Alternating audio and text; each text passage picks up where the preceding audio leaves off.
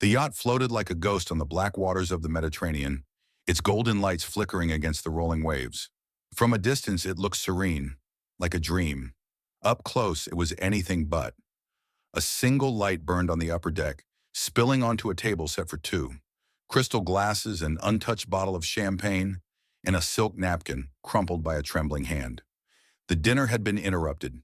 Inside the master suite, the air was thick with the scent of expensive perfume and something far more sinister. Blood. The silk sheets were stained. The pristine white turned deep red. A man lay on the bed, his chest still, his eyes wide open in frozen shock. The years had carved deep lines into his face, his silver hair neatly combed back.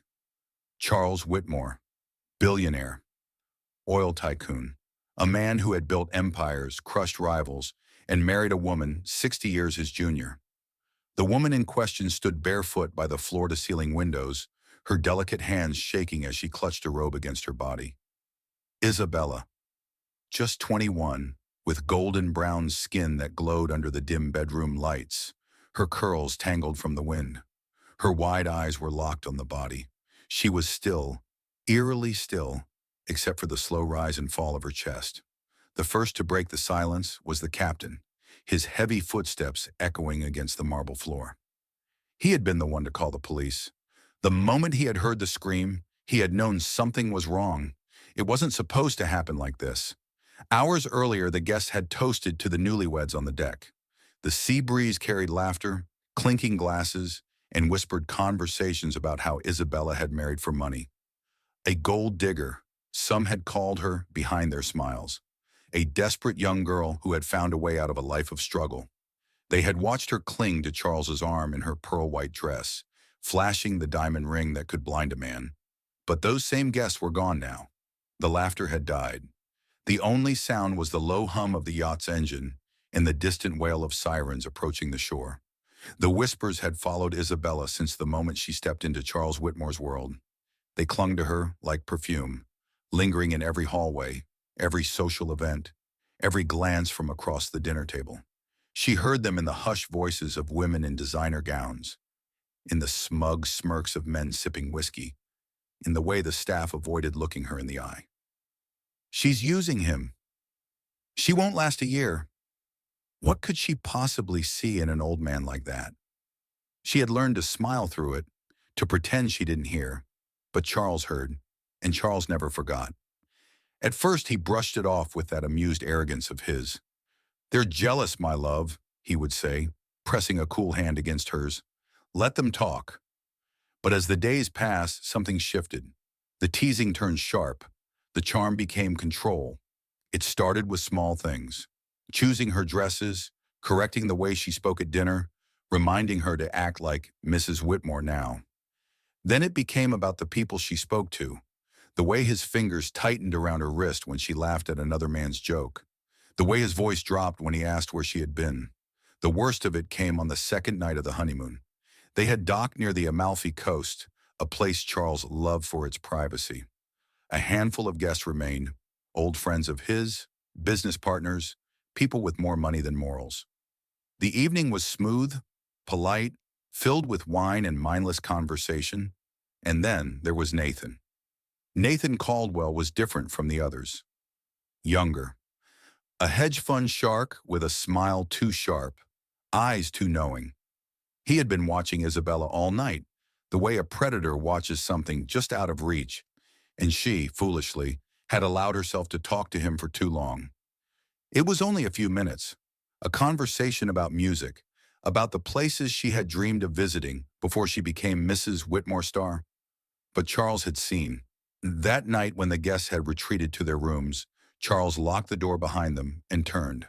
His face was unreadable, but his voice was like steel. "Do you enjoy embarrassing me, Isabella?" She barely had time to answer before his fingers traced up her arm, deceptively gentle. "Flirting with boys who don't even have half my wealth?" He laughed, but there was no humor in it. "I wasn't flirting," she said, stepping back. Charles didn't follow, but his presence filled the room, heavy, suffocating. "You don't understand what you have, do you?" He reached for the untouched diamond necklace on the vanity, dangling it between his fingers. How many girls like you get to live a life like this? His words stung more than they should have, because he was right. She had grown up in a world of cheap apartments and overdue bills. Her mother had worked 2 jobs. Her father had vanished before she could remember his face. She had spent her life clawing for a future that never seemed within reach. Then Charles had come along, offering a world she had never touched, security she had never known. And now, standing in that gilded cage, she felt its bars tighten. The next morning, the staff noticed the shift. Isabella was quieter, her smiles forced. Charles kept her close, his arm around her waist like a leash. The perfect newlyweds. But beneath the surface, something had cracked. Then came the phone call. It was just before dinner. Charles had excused himself to his office. When he returned, his face was unreadable, but his grip on his glass was tight. Isabella barely noticed, until his gaze settled on her, colder than before. He was different that night, possessive, watchful. And when they finally returned to their room, the words slipped from his lips like a blade. I know what you've done. The walls of their perfect life were crumbling, and before the night was over, one of them wouldn't survive. The air inside the master suite was thick, too still, too silent. Outside, the sea whispered against the hull of the yacht, an indifferent spectator to the storm brewing inside. Isabella stood near the window, wrapped in a silk robe, her bare feet sinking into the plush carpet. The tension had been growing all night, thickening with every glance Charles threw her way, every sip of whiskey he took. She could feel it in the way his fingers drummed against the armrest of his chair, the way his gaze pinned her in place. He had barely spoken since dinner, but now his voice cut through the silence like a blade. I know. 2 words, no explanation, no anger, just certainty. Her breath caught. Know what? Charles let out a low, humorless chuckle, swirling the amber liquid in his glass. How stupid do you think I am? His voice was calm, almost amused, but there was something venomous underneath. Isabella's pulse pounded in her ears. She tried to think. Had she been careless? Had he seen something? Heard something? Was it about Nathan? The way she had smiled at him? Or was it something more? Charles rose from his chair, slow, deliberate. He took a step forward and she took one back. You think I didn't check? He murmured, shaking his head. Your calls, your messages. I know what you were planning. Her blood ran cold. She hadn't planned anything. Not yet. But she had thought about it. And maybe that was enough. Charles set his drink down on the nightstand, his fingers brushing over the heavy crystal decanter. You think you can take my money and run? His voice was quiet, but the air around them was charged, suffocating. She swallowed. I don't know what you're talking about. A lie, and they both knew it. Charles reached for the decanter, and for a split second she thought, is he going to hit me? But he didn't. Instead, he poured another drink, ice clinking against the glass. He took a slow sip, watching her over the rim. I could make this all go away, you know, he said softly. I could pretend you never tried to betray me. You could stay. Stay. The word landed like a stone in her chest. Isabella's fingers curled into fists. Her heart slammed against her ribs. She knew in that moment that he would never let her leave. That this wasn't a marriage, it was a cage. Her eyes flicked to the bedside table. The letter opener. A sleek, silver blade. Her pulse roared in her ears. She could wait, play along, try to survive, or she could end it. Charles stepped closer, tilting his head. What's wrong, my love? You're shaking. She exhaled, a long, slow breath. Then she moved. In one swift motion, she grabbed the letter opener and lunged. Charles reacted fast, but not fast enough. The blade plunged into his chest just below the collarbone. His eyes went wide, a sharp gasp escaping his lips. He stumbled back, knocking over the glass, whiskey spilling onto the carpet. His hands grasped at the wound, fingers slick with blood. He looked at her, not with anger, not with hatred, but with disbelief, as if he had never imagined she would fight back. Isabella stood frozen, her breath coming in sharp, ragged gas. The room smelled like metal, like liquor, like something irreversible. Charles staggered, reaching for the bedpost to steady himself. His lips parted as if he wanted to say something, but no words came. He collapsed onto the bed, his body twitching once, twice, then still. The silence was deafening. Isabella's hands trembled, the blade slipping from her fingers, clattering onto the floor. She took a step back, then another. Her breath hitched. She had killed him. The weight of it crashed over her in waves. She pressed a hand to her mouth, choking back a sob. This wasn't supposed to happen. She had to think. Think. She wiped her bloody hands on the silk robe, stumbling toward the bathroom. Her reflection stared back at her, wild-eyed, her skin smeared with red. She turned on the faucet, scrubbed, but the stain wouldn't leave. A knock at the door. She froze. "Mrs. Whitmore?" The captain's voice. She sucked in a breath, heart hammering. "Say something. Stay calm." "Yes?" she called out, forcing her voice steady. A pause, then, "Is everything all right?" Her eyes flicked to the body on the bed. The room smelled of death, and outside the sea remained quiet, watching, waiting. Isabella sat on the edge of the bed, staring at Charles's lifeless body. The blood had spread across the silk sheets, seeping into the fabric like ink. Her breath came in shallow, uneven gasps.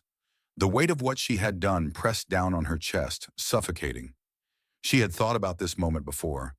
Not like this, not so sudden, not so final. She had imagined escape, a clever plan, a life beyond Charles's control.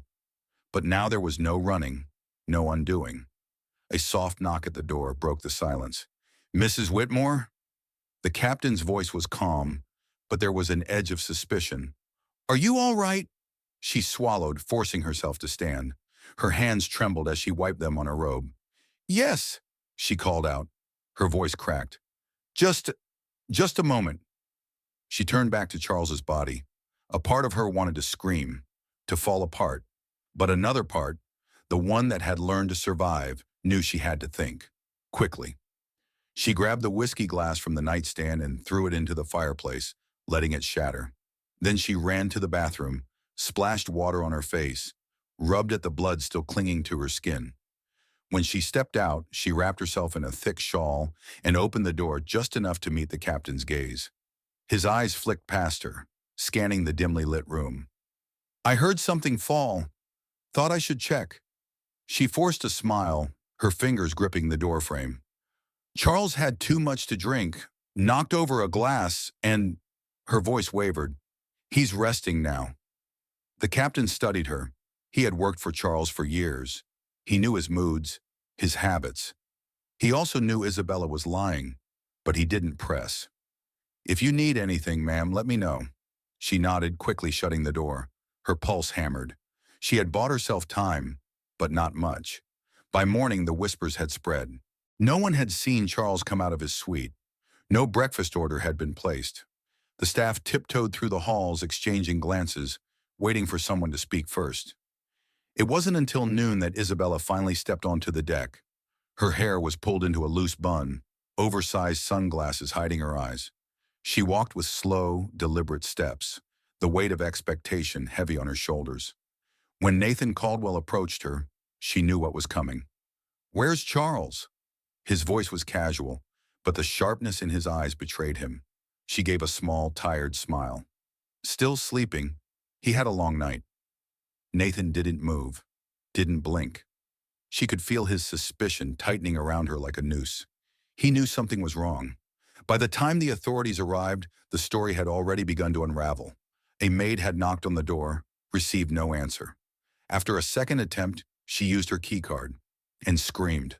The body, the blood, the metallic scent of death thick in the air. By the time Isabella was pulled from the deck, her hands were shaking, but not from fear, from exhaustion. She was done pretending. The media storm that followed was relentless. Young bride murders, billionaire husband on honeymoon. Gold digger or victim? The chilling case of Isabella Whitmore. Justice for Charles, did she plan it all along?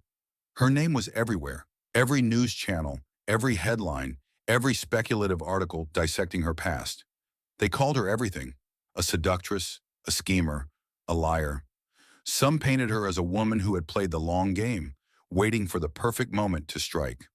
Others whispered that she had been abused, controlled, that maybe, just maybe, she had been pushed too far. But the truth didn't matter. Only the story did. Sitting in the interrogation room, Isabella ran a finger along the cold metal table. The detective across from her leaned forward. Was it self-defense? His voice was calm, measured. Or was this always the plan? She met his gaze, and for the first time since that night, she let herself smile. Does it matter? Isabella sat motionless in the courtroom, her face a carefully maintained mask of calm. The world outside had long since made its decision about her. She was either a ruthless killer or a desperate woman pushed too far. But in this room, only the jury's verdict mattered. The judge's voice cut through the silence. Guilty. A murmur rippled through the courtroom. Some gasped, others nodded in quiet satisfaction. The prosecution had painted her as a manipulative young wife who had married Charles Whitmore for his fortune, growing impatient as his health stubbornly lingered. The defense had argued that she was a victim of control, of power, of a system that allowed men like Charles to take and take until there was nothing left. But in the end, it hadn't mattered. The law had spoken. In the weeks following the verdict, the media frenzy refused to die down. Every detail of the case was dissected, turned into entertainment. True crime podcasts debated her intentions. News anchors speculated about her fate. Social media was divided. Some called her a monster, others saw her as a tragic figure. She knew exactly what she was doing. If the roles were reversed, would we even be having this conversation? Money, power, manipulation. This case has it all. Meanwhile, Charles Whitmore's empire moved on without him. His children fought over his estate.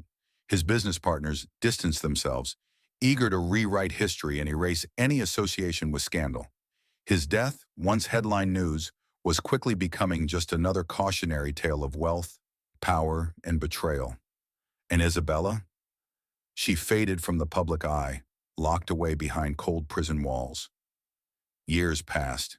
People moved on, found new scandals, new stories to obsess over. The trial transcripts gathered dust. The documentaries were replaced by fresher tragedies.